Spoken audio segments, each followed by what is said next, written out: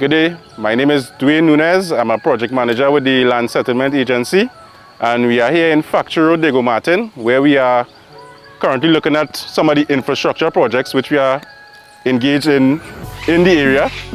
Some of the works we are doing include steps and handrails, drainage, also paving.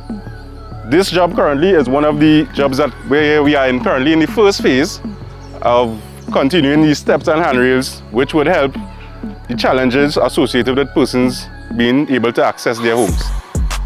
Oh yes, thanks again to the associates and the LSA for a grand piece of work that they did up on my location. There's a location for years we suffering falls and bruises and things, and the rain season seems to be harder. Sometimes you have to wait until the water subsides from the mountain before we get a breakthrough to come up on the hills.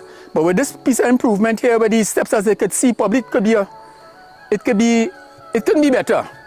It's a piece of advancement for the whole community, and I believe in that the generation to come, they will always be applauded. They're blessed from the LSA.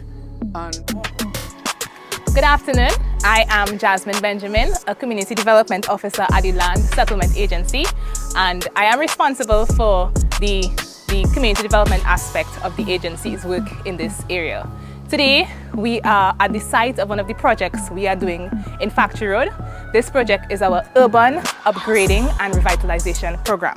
Under this program, we do work such as roadworks, steps, handrails, and retaining walls. So this program is aimed at enhancing the lives of residents. So for example, this program, it has given residents better access to their homes. And this is what we are here to do, to help improve the lives of citizens, to make Trinidad a better place for these citizens.